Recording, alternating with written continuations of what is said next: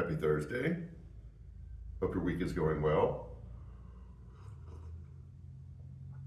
Okay, we're going to jump right into the question. And there's going to be a bunch of answers to this, but I'm looking for one in particular. And I'm going to ask it Sunday morning. So those of you who watch this will know the answer. And I expect you to yell it out. Ruin it for me. What is one of or the most destructive elements in a relationship? And we'll say breaking trust, betrayal, um, lying. I mean, there's a lot of things, and we've all done those. But what I've discovered is through like marriage counseling, leading people through kind of working through some issues in a relationship, work, family, all of these things.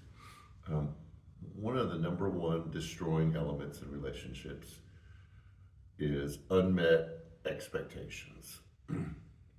And here's several reasons why expectations have a tendency to crush relationships. One is most of the time we don't voice what we expect from another person.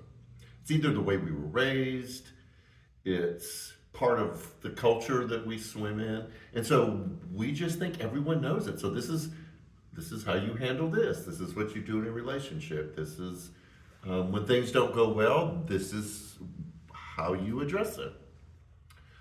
So one of them is we don't voice it. Two of the second one, and this one is probably even more damaging, is we aren't aware of our own expectations because what we expect from other people is so normalized inside of us that we don't understand how anyone does things a different way. I don't know if you ever remember this, and my son uses this example, is like if you grew up with a certain food, like this is how we fix spaghetti, or this is how we grilled hamburgers, or this is how, whatever it was that you ate, this is how it was fixed. And this is how you sat down at the dinner table, and this is how the whole meal went. And then you went to someone else's house, and you look at how they grill hamburgers or how they fix spaghetti. You're like, that's not spaghetti. That's not how you grill a hamburger. That's not how you set a table. And you feel this thing inside of you because you just thought everyone did it the same way you did. And it's a learning experience. Wow, there are other people who have other thoughts and other opinions and other ways to see things. The problem is when we grow up or just live life, we kind of solidify into what I call a puzzle piece. We have this shape, and we're walking around the world looking for someone else, something else that our shape fits. And we don't know how to adjust, and we don't know how to adapt. And then we get mad at people, and then we get disappointed in people, and then we get frustrated with people because they're not doing it the way they're supposed to. More relationships of every kind in marriage, parents, children, other family, work, neighbors have had some serious harm done to them because of unmet expectations.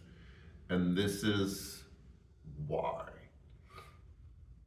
Because we see unmet expectations as broken promises. And that's not true. So, this Sunday, we end our question series dealing with this issue of expectations. It's a question that Jesus asks because there's a request made of him, but it's not an answerable question that Jesus asks. It's a rhetorical question. A rhetorical question is one that's meant for us to think about what's going on inside of us.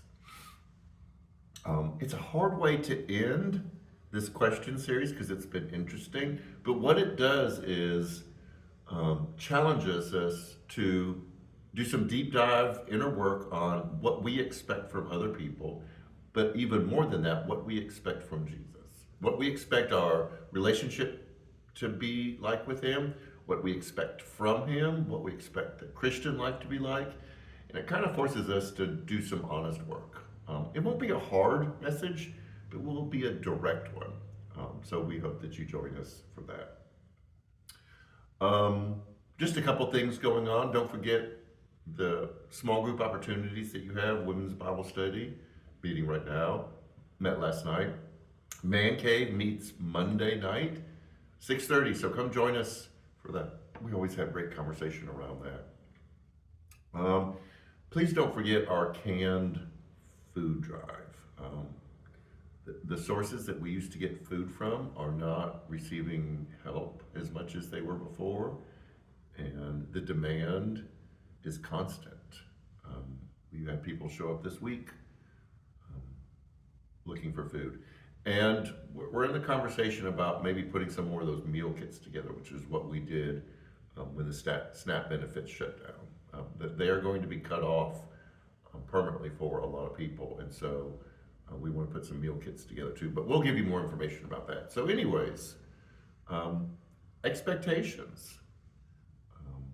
We're going to look at them this Sunday. So have a great rest of the week. Good weekend, and we'll see you Sunday. And as always, take care.